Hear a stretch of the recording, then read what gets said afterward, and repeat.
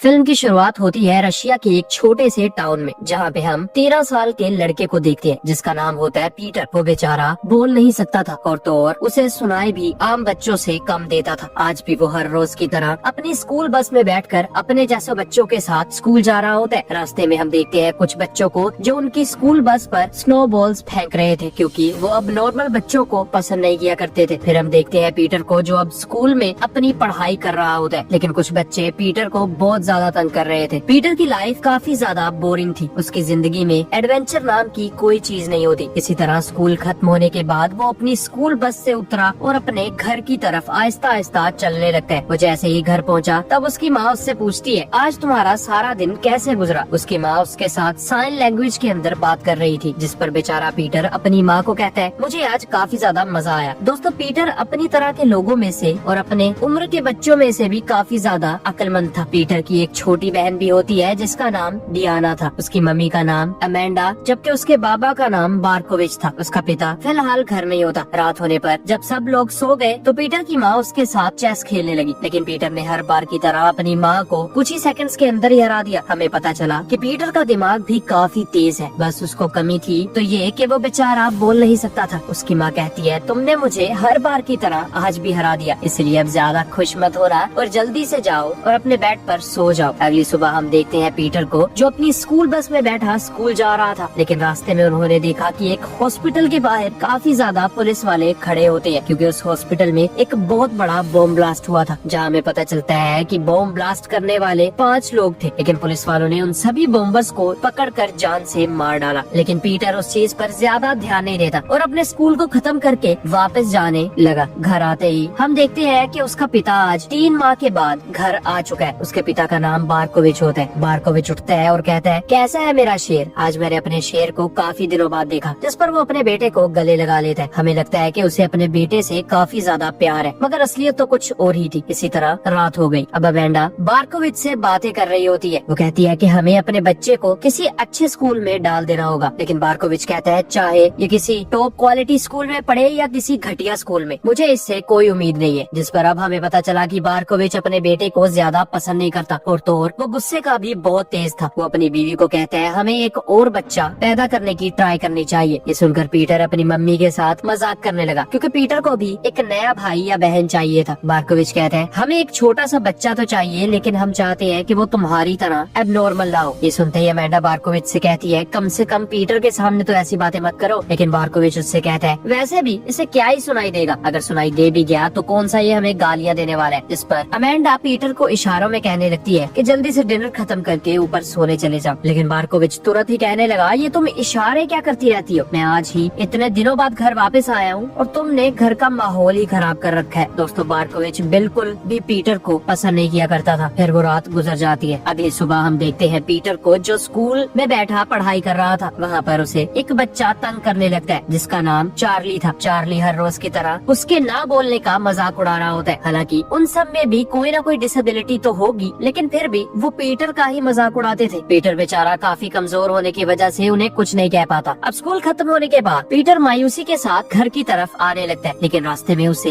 एक बेहोश आदमी मिला। पीटर उसे देख के जरा सी आवाज कर देता है, जिस वजह से वो आदमी तुरंत ही होश में आ जाता है। वो आदमी पीटर को चुप रहने का कहता है। ये सुन के पीटर तुरंत ही वहाँ से भागता हुआ अपने पापा के पास आया और उसे इशारों में उस आदमी के बारे में बताने लगा। उसका पिता कहता है, मुझे नहीं समझ आ रही कि आखिर तुम ये घटिया से इशारे क्यों कर रहे हो? तुम्हारी माँ यहाँ पे है नहीं, इसीलिए चुपचाप दफा हो जाओ। एक वही है जो तुम्हें बर्दाश्त कर सकती है। ये सुनकर बेचारा पीटर वहाँ से तुरंत ही भागकर उसी जगह पर आने लगा जहाँ पे उसे वो आदमी मिला था। बारकोविच भी उसका पीछा करते करते उस जगह पर आ जाता है, लेकिन अब हम देखते हैं कि पीटर को वो आदमी कहीं भी नजर नहीं आता। बारकोविच कहते हैं, लगता है तुम्हारे मुंह और कान के साथ तुम्हारा दिमाग भी खराब हो चुका है, इसलिए तुम्हारी माँ के अलावा तुम्हें कोई हैंडल नहीं कर सकता। जब तक तुम्हारी माँ वापस नहीं आती तब तक मेरा दिमाग खराब मत करो। दरअसल उनकी माँ अपनी नानी के यहाँ मिलने के लिए गई थी। दरअसल उनकी नानी को कैंसर था, इसलिए उनकी माँ अब एक दिन अपनी नानी के पास ही रहेगी। रात के टाइम हम देखते हैं बारकोविच को जो अब टीवी देखते देखते ही सो चुका था, इसलिए पीटर एक टॉर्च लेकर उसी जगह पर आता है जहाँ पे उसने वो आदमी पड़ा हुआ देखा था। अब खुशकिस्मती से पीटर को वो आदमी मिल जाता है। पीटर तुरंत ही उस आदमी को घसीटता हुआ अपने फार्म हाउस में ले आया। वो आदमी पूछता है, तुम कौन हो? लेकिन पीटर कोई जवाब नहीं देता। पीटर उसे वहीं छोड़कर अपने घर आ गया। अगली सुबह जब पीटर उसके पास पास गया तब वो आदमी कहने लगा, मैंने तुमसे कल रात भी पूछा था तुम कौन हो और बताओ मैं यहाँ कैसे आया। लेकिन पीटर कोई जवाब नहीं देता। पीटर को अब जरा सा सुनाई तो दे रहा था कि वो आदमी क्या कह रहा है, लेकिन वो बेचारा बोल तो सकता नहीं। जिस पर वो आदमी कहता है, मेरा नाम है मैथ्यू और लगता है तुम ज्यादा बात नहीं करते। अगर तुम डर की वजह से बात नहीं कर रहे तो मुझसे डरने की कोई जरूरत नहीं है। पीटर ने देखा कि मैथ्यू के पेट पर एक गोली लगने का निशान है और उसकी वजह से काफी ज्यादा खून भी बह रहा है। इसीलिए पीटर तुरंत ही अपने घर गया और सुई धागा लेकर तुरंत ही मैथ्यू के पास आ गया। जिस वजह से मैथ्यू ने तुरंत ही अपने पेट से वो गोली निकाल के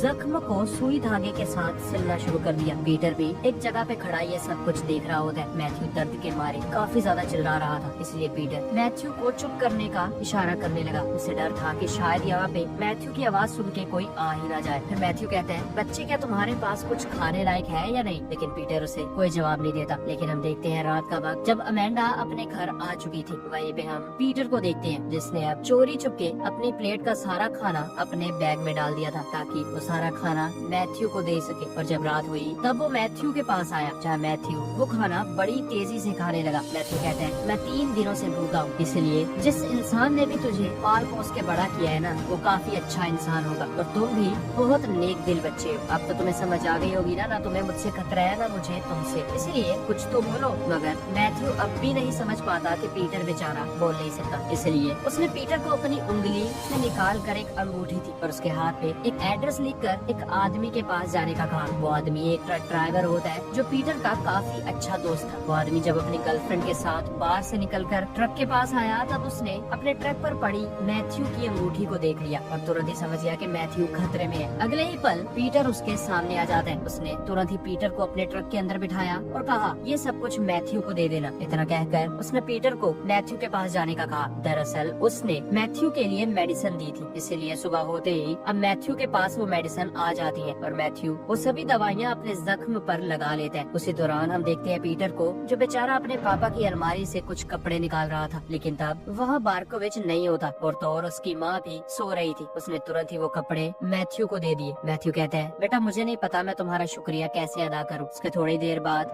मैथ्यू अब जरा ताज़ा दम महसूस कर रहा था, इसलिए उसने एक्सरसाइज करना शुरू कर दी। वो काफी ज्यादा भागता है और कुछ पुलअप्स निकालता है, जिसे देखकर पीटर भी अपने आप को मजबूत करना चाहता था, क्योंकि वो भी चाहता था कि जब उसे कुछ बच्चे तंग करें तो वो उन्हें सबक सिखा सके। इसीलिए पीटर ने भी मैथ्यू की तरफ देखकर पुलअप्स निकालने शुरू कर दिए। मैथ्यू जब ये देखता है तब उसने पीटर की मदद करने के लिए उसको जैसे ऊपर उठाया तब वो ये नोटिस करता है कि उसके घाव में से दोबारा खून निकलना शुरू हो चुका है। इसलिए मैथ्यू अब कुछ दिनों के लिए प्रैक्टिस ना ही करने का सोचता है। मैथ्यू ने बाहर देखा जहाँ उसे पुलिस वालों की आवाज आती है, लेकिन उसे नजर कुछ नहीं आता। इतने में वो सीन कट हो जाता है और अब हम देखते हैं अमेंडा को जो पीटर के पास आई थी। वो कहती है, बेटा अपने पापा की मदद करो, तुम्हारे पापा बाहर से लकड़ियाँ ला रहे हैं। इतने में बार्कोविच भी घर के अंदर आ जाता है। उसके पास काफी ज्यादा लकड़ियाँ पकड़ी हुई थी। पीटर तुरंत ही बार्कोविच के पास गया और नीचे गिरी हुई लकड़ियों को भी दोबारा बार्कोविच के ऊपर ही लादने लगा। बार्कोविच कहता है, रुक जाओ, लेकिन पीटर बेचारा सुन नहीं पाता, इसलिए बार्कोविच उसे गालियां देकर वहाँ से चला गया। उसके तुरंत बाद ही पीटर अपनी उसी चेस गेम को लेकर मैथ्यू के पास आता है और उसे इशारों में ही खेलने का कहने लगा। मैथ्यू को अब समझ आ चुकी थी कि बेचारा पीटर बोल नहीं सकता। मैथ्यू ने कहा, लगता है तुम शतरंज के काफी ज्यादा अच्छे प्लेयर हो। जिस पर पीटर ने सर हिलाया और अगले ही पल वो दोनों चेस को खेलना शुरू कर देते। लेकिन अभी हमने देखा कि मैथ्यू ने पीटर को चंद ही सेकंड्स के अंदर हरा दिया, जिस वजह से गुस्से में आते ही पीटर उस चेस बोर्ड को नीचे फेंक देता है। मैथ्यू कहता है, लड़के तुम्हारे दिमाग के साथ साथ तुम्हारा गुस्सा भी काफी तेज है, इसलिए तुमने मेरी इतनी मदद की है तो तुम्हें मैं कुछ नहीं कहूँगा। गुस्सा तो मेरा भी बहुत तेज है, इससे पहले कि मुझे भी गुस्सा आए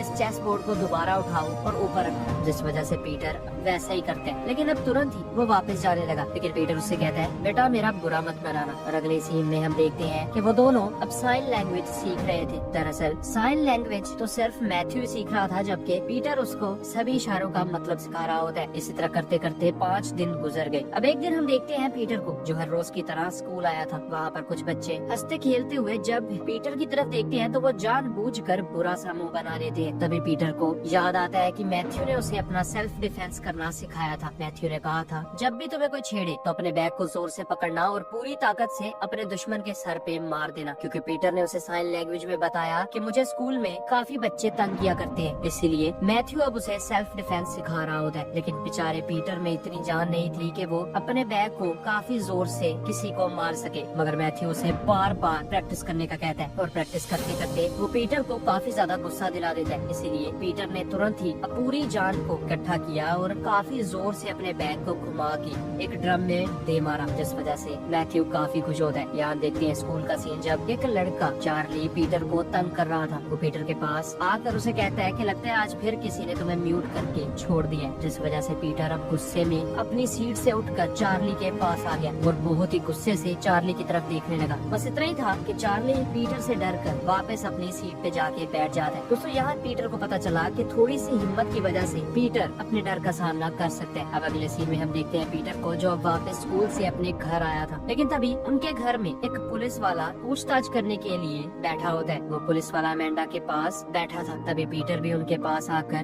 बैठ गया। पुलिस वाला कहता है, देखो पीटर, अभी 3 दिन पहले हमें एक रिपोर्ट आई है जिसमें हमें पता चला कि हॉस्पिटल के अंदर बॉम्ब अटैक करने वाले 5 लोग नहीं बल्कि 6 लोग थे और 6ठे लोग को लोगों ने तुम लोगों के घर की तरफ ही भागते हुए देखा था। हमने बाकी 5 को तो मार दिया, लेकिन अगर वो 6ठा मिलेगा तो उसे भी तुरंत ही जान से मार डालेंगे। अगर तुमने ये फोटो वाले आदमी को कहीं देखा है तो हमें बता दो। जिस पर पीटर को अब समझ आ गई कि वो मैथ्यू ही है जिसने बम ब्लास्ट किया है। पुलिस वाला कहता है, लगता है तुम्हें इस आदमी के बारे में पता है, लेकिन पीटर कहते हैं, मैंने इस आदमी को आज से पहले कभी नहीं देखा। दोस्तों यहाँ पे हमें पता चला कि पीटर अब मैथ्यू को पसंद करता था। वो नहीं चाहता था कि मैथ्यू अब यहाँ से उसे छोड़कर कहीं और जाए। पूछताछ करने के बाद वो पुलिस वाला वहाँ से चला गया और हम देखते हैं पीटर को जो तुरंत ही मैथ्यू के पास आया और उसके पास आके चेस खेलते खेलते उसे बताने लगा, कुछ पुलिस वाले तुम्हारा पूछ रहे थे। ये सुनते ही मैथ्यू कहता है, बेटा टेंशन मत लो, मैं कुछ ही दिनों में यहाँ से चला जाऊंगा। मैथ्यू की बात सुनते ही पीटर काफी उदास हो गया, क्योंकि वो नहीं चाहता था कि मैथ्यू यहाँ से जाए। इसी तरह सुबह हो जाती है। हम देखते हैं पीटर को जो आज अपनी स्कूल बस में बैठा स्कूल जा रहा होता है। रास्ते में वही बच्चे उन पर स्नोबॉल्स फेंकते हैं, लेकिन आज पहली मर्तबा पीटर को इनसे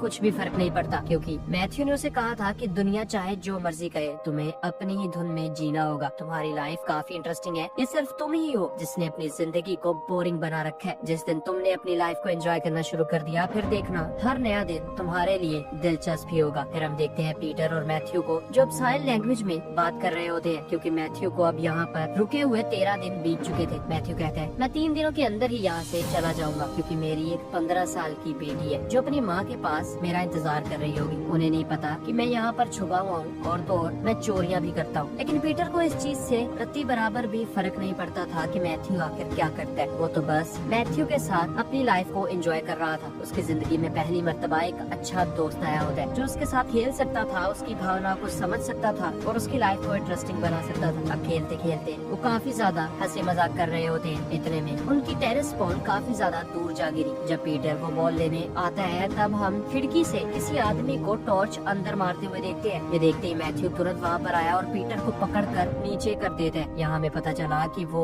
कोई और नहीं बल्कि पुलिस वाला ही था जो वहाँ पर मैथ्यू को ढूंढने आया होता है, ताकि वो मैथ्यू को पकड़कर जान से मार डाले। लेकिन जब उसे कुछ भी हाथ नहीं लगता तो वो वहाँ से अपनी कार में बैठकर चला जाता है। उसके जाते ही मैथ्यू ने पीटर को कहा, बच्चे जरा ध्यान से रहा करो वरना हमारे लिए मुश्किल हो जाएगी। इसके तुरंत बाद ही वो सीन कट हो गया। अगले दिन रात हुई, तब हम देखते हैं कि पीटर आज मैथ्यू के पास जा रहा होता है, मगर आज बार्कोविच सो नहीं रहा था। जब पीटर चुपके से वहाँ से निकलने लगा तब बार्कोविच उसे बुला लेता है और कहता है, लगता है तुम बहरे होने के साथ साथ नींद में भी चलते हो, तुममें तो काफी ज्यादा टैलेंट है। इसके तुरंत बाद ही वो सीन कट हो गया। अब हम देखते हैं सुबह का सीन, जब पीटर मैथ्यू के पास उसे खाना देने के लिए आया। लेकिन तभी मैथ्यू देखता है कि पीटर के चेहरे पर तो काफी ज्यादा चोट का निशान है। मैथ्यू ने पूछा, ये चोट तुम्हें किस तरह लगी? पीटर ने उसे पहले तो कुछ नहीं बताया, लेकिन बाद में वो इशारों में कह देता है कि मेरे पापा की वजह से उन्होंने मुझे रात को मारा। अगले सीन में जब सब लोग डाइनिंग टेबल पर बैठकर खाना खा रहे होते हैं, तब अमेंडा कहती है, तुम्हें पीटर के साथ नरमी से पेश आना चाहिए। लेकिन बार्कोविच तुरंत ही गुस्से में आकर सबको चुप करवा देता है और कहता है, चुपचाप खाना खाओ और मुझे क्या करना चाहिए और क्या नहीं ये तुम मुझे मत सिखाओ। इसलिए वो सारे के सारे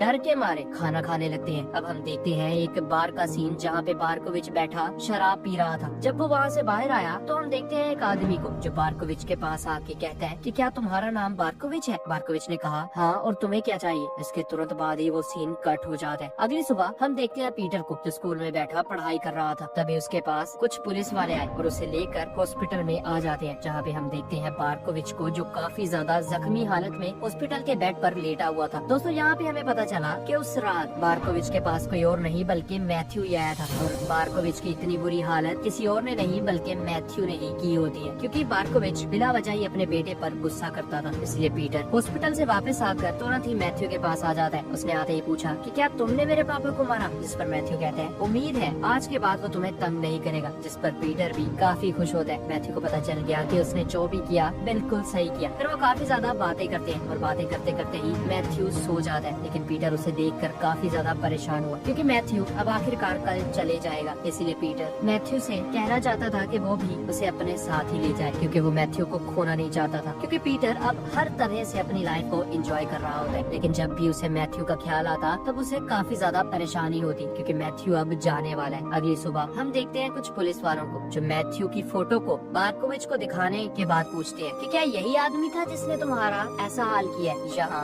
बारकोविच अब कह देता है हाँ यही आदमी था जिसने मुझे मारा है। उसके थोड़ी देर बाद मैथ्यू के पास पीटर आता है। पीटर ने उसे इशारों में बताया कि पुलिस वालों को तुम्हारी खबर मिल चुकी है, इसलिए तुम्हें यहाँ से निकलना होगा। सुबह होते ही पीटर मैथ्यू के पास आ जाता है। मैथ्यू कहते हैं यहाँ से चले जाओ, अगर हम एक दूसरे के गले लगकर रोने लगे तो मैं कभी भी यहाँ से नहीं जा पाऊंगा, और अगर मैं चला भी गया तो तुम्हारी जिंदगी फिर से बोरिंग हो जाएगी, इसीलिए प्लीज बेटे यहाँ से चले जाओ। पीटर बेचारा काफी दुखी हो चुका था, लेकिन मैथ्यू कहता है चलो ठीक है मैं तुम्हें अपने साथ ले जाऊंगा, इसलिए घर जाओ और अपना सामान पैक करके लाओ और याद रहे देर ना लगाना। दोस्तों मैथ्यू ने पीटर को जानबूझकर झूठ बोला। उसको पता था कि पीटर उसे जाने नहीं देगा, इसलिए पीटर जैसे ही अपने घर आया तो मैथ्यू पीछे से बाहर निकलने ही वाला था, मगर तभी हम देखते हैं कि कुछ लोगों ने पीटर को पकड़ा और एक कार में डाल के लॉक कर दिया। हमें पता चलता है कि वो कोई और नहीं बल्कि पुलिस वाले ही थे, जिनको मैथ्यू की लोकेशन के बारे में अब पता चल चुका होता है। उन्होंने पीटर को कार में लॉक करके पीटर के सामने ही फार्म हाउस के अंदर जाकर मैथ्यू पर गोलियां बरसा दी और पीटर की नजरों के सामने ही बेचारे मैथ्यू को जान से मार डालते हैं। पीटर ये सब कुछ देख रहा होता है। ये देखकर पीटर हर तरफ से टूट जाता है और जोर जोर से रोना स्टार्ट कर देता है, क्योंकि एक मैथ्यू ही था जो उसके काफी ज्यादा करीब हो चुका था। चाहे वो सिर्फ 13 दिन ही रहे हो, लेकिन वो 13 दिन पीटर की जिंदगी के सबसे बेहतरीन 13 दिन थे। अगली सुबह पीटर अपने स्कूल जा रहा था, जहाँ पर वो काफी ज्यादा